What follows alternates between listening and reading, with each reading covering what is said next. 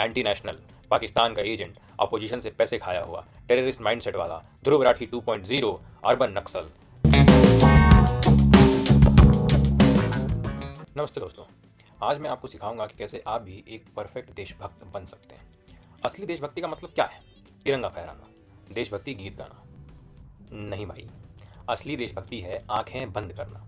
देखो मत, सुनो मत, बोलो मत। गांधी जी ने 3 बंदर विजडम के लिए दिए थे, हमने उन्हें सर्वाइवल स्ट्रेटेजी बना लिया है। क्योंकि अगर देख लिया, सुन लिया या बोल दिया तो आप एंटी नेशनल हैं।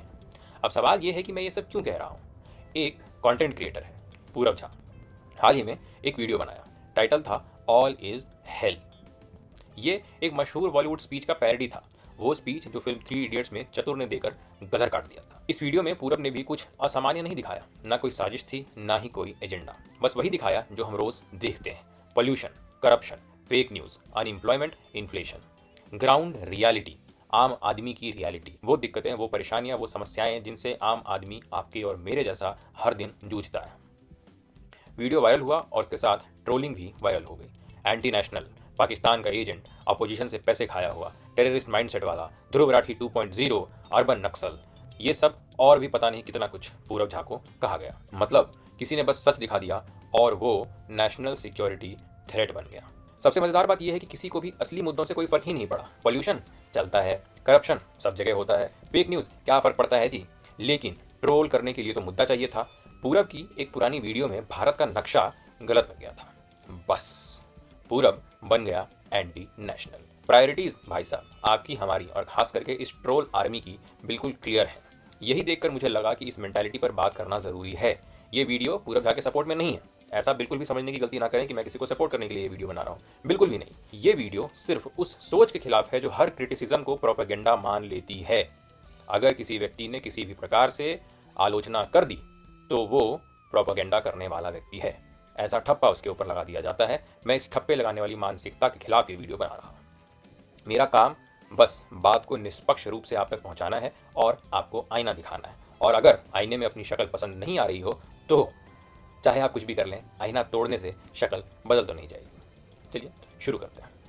सबसे पहले बात करते हैं सांस लेने के मुद्दे पर। जब 500 AQI वाली हवा में सांस लेते हैं तो फेफड़े कहते हैं भैया बस अब और नहीं हो सकता, अब हम नहीं कर पाएंगे, हमको माफ कर दो।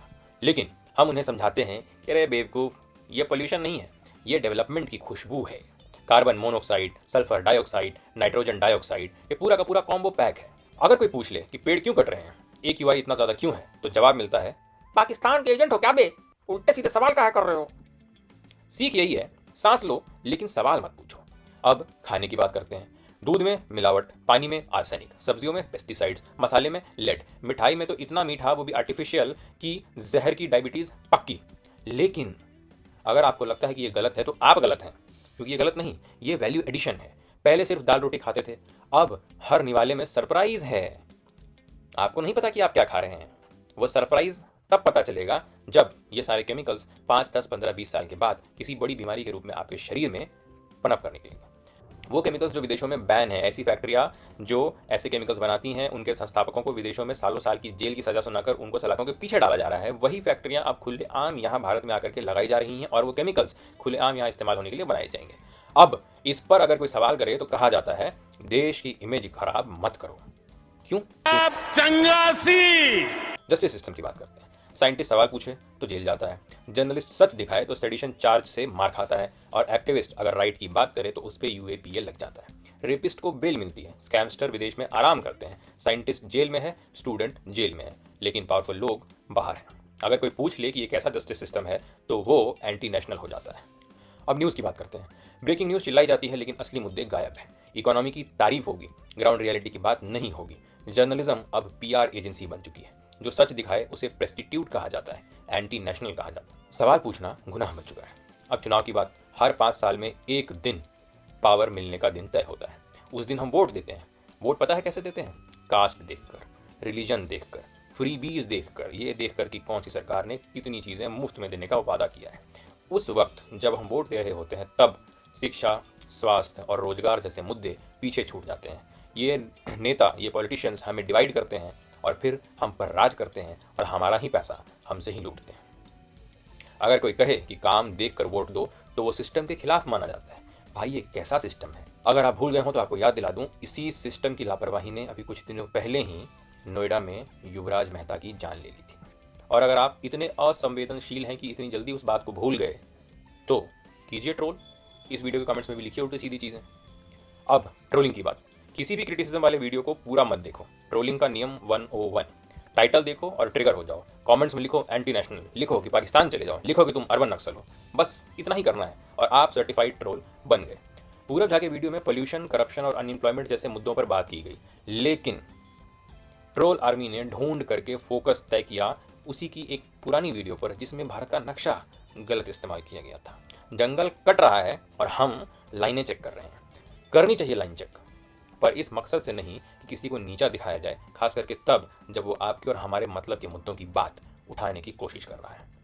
भगवान ने दिमाग दिया है ऊपर के माले पर इस्तेमाल करने के लिए, तो कीजिए ना। अब एक सीधी बात, पॉलिटिकल पार्टीज को आईपीएल टीम मत बनाइए। ये खेल नहीं है, ये फ्यूचर है आपका, हमारा और देश का। पूरब झा ने समाज की प्रॉब्लम्स दिखाई, उसके बदले उसे मिले ट्रोल्स और थ्रेट्स भर भर के। ये कैसा समाज बन गया है? अगर किसी का वीडियो पसंद नहीं आया तो डिसलाइक करो और आगे बढ़ो, लेकिन उसके लिए एंटी नेशनल का तमगा देना, ये कैसी समझदारी है? अगर हम जेन्युइन प्रॉब्लम्स को प्रोपेगेंडा बोलते रहेंगे तो ये समस्याएं कभी सॉल्व नहीं होंगी। और अब एक सवाल बड़ा सिंपल है, क्या आपको ये देश जैसा है ऐसा ही पसंद है? Pollution, corruption, unemployment, fake news, ये बटा हुआ समाज, क्या ये आपको ऐसा ही पसंद है? अगर नहीं तो कुछ कीजिए ना। वोट समझदारी से दीजिए, गलत नेताओं को रिजेक्ट कीजिए, हटाइए उनको, मीडिया से सवाल पूछिए, अकाउंटेबिलिटी मांगिए, जवाबदेही तय कीजिए। साफ हवा मांगना एंटी नेशनल नहीं है, क्वालिटी एजुकेशन, अच्छी शिक्षा मांगना एंटी नेशनल नहीं है, और जस्टिस मांगना एंटी नेशनल नहीं है। इस बात को हम और आप जितनी जल्दी गांठ बांध लें, हमारे लिए उतना ही अच्छा, देश के लिए उतना ही बेहतर होगा। ये आम नागरिक की आम मांगे हैं। पूरब झा ने अपनी वीडियो के लिए माफ़ी मांगी, लेकिन सच कहूँ उस माफ़ी को सुनकर खुशी से ज़्यादा दुख महसूस हुआ, क्योंकि हमने झूठ में इतना ज़्यादा इन्वेस्ट कर लिया है कि अगर कोई सच बोले तो वो अजीब लगता है। कई लोग फिर भी गाली देंगे, लेबल लगाएंगे, पर सच बोलने वालों को शायद कोई फ़र्क नहीं पड़ता। अगर इस भीड़ में से कुछ लोग भी सही दिशा में सोचने और बोलने लगें तो वह इस देश के लिए काफ़ी है। अब फैसला आपका है।